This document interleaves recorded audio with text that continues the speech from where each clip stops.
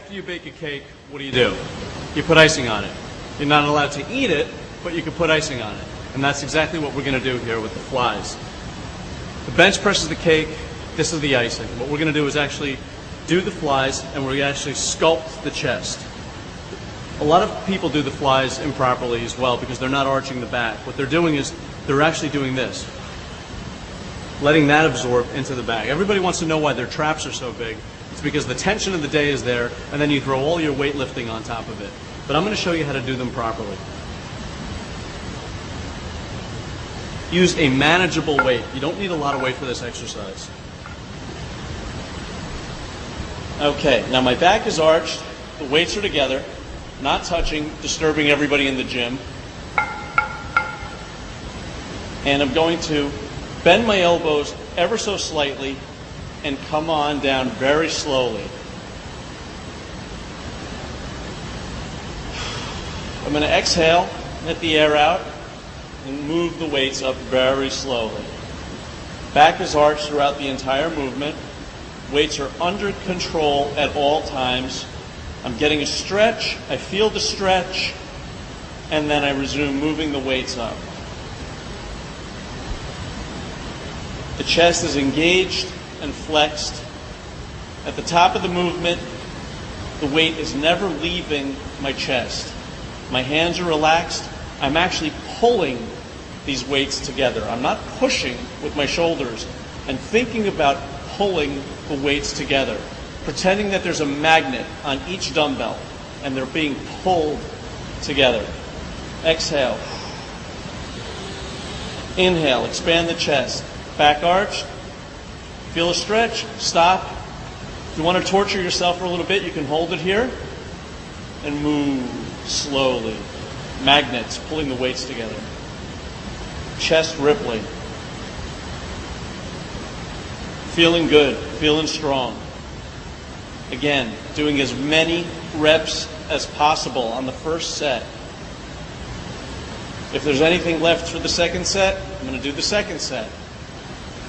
But I'm more concerned about this first attempt to get these weights engaged, to get the chest moving, to get the blood pumping, slow and methodically. Again, sets are attempts. Repetitions are how many times I'm doing them per set. We don't count, we just go, go, go. That's how we train optimally. Okay, that's enough. Oh, sorry. Incline presses. Now, we're going to put a little bit of mass on the top of the chest, right up here, right underneath the clavicle. It's a very difficult part of the body to build, but the only way it's going to grow is if we stimulate it. Now, you're probably fried from the other exercises, but that's okay because this is a very specific movement. We're actually just trying to make some kind of a connection mentally with the top of the chest. And that can be achieved by, again, laying back and arching the back slightly, like this. And we're going to bring the dumbbells together and push them up like this. Very similar to our bench press before. The only difference is that we're not pushing this way with a bar. We're actually going to be bringing the weights together. We're going to keep the elbows bent throughout the entire movement. So even as we extend, we're never going to straighten out like this. We're going to be moving like this. And by virtue of the angle of the bench, we're going to actually be hitting this part of the chest. Keep the hands relaxed. Inhale on the way down. Exhale on the way up. Back arched slightly. Moving slowly. Making a connection with the top of the chest. Weights not touching each other. And trying to control them on the way down. Pushing up, exhaling, making a connection. Trying to actually flex the chest independent from the weight. Now, what does that mean? Well,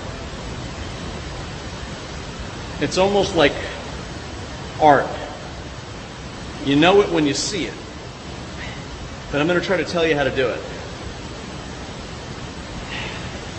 Have you ever flexed your muscles in the mirror? You ever go like this? somebody at the lunch table in high school ever say, make a muscle? They used to do it to me all the time. Well, how do you make a connection? How do you flex your muscles? Well, everybody seems to do it with the biceps, and that's real easy because we actually are just pulling all the time. With the legs, it's very easy because all we have to do is try to extend as far as we can. How do you make a connection with the chest? Well, I would suggest arching the back and moving your arm as straight as you possibly can. Now, this is okay because you don't have any weights. Move your arm as straight as you possibly can, and then move your arm in the opposite direction. See if you can do that. See if you can make some kind of a connection with your chest. Even if you have to do this and then this. Even if you have to do this in the mirror. If you can make those connections, those little connections, and then you add the stimulus of the weights, and actually what I'm doing at the same time that I'm training is I'm making those little connections at the same time. I'm trying to take all the tension away from every other area other than the area I'm focusing on. At the contraction of the exercise, which means the top of the exercise is where the muscles are flexed, I'm making these little mental connections with the muscles, trying to sink all the energy in my body right into that particular area. And that's what I'm doing with the dumbbells. So I'm moving them up, and at the same time, I'm making the connection with them. Sure, I'm using the weights, but at the same time, I'm thinking about bringing this together, actually more than I actually am bringing it together. I'm making this connection, and that's true bodybuilding. That's really how to develop very fine muscles, strong definition, and a nice balance and sculpted looking physique.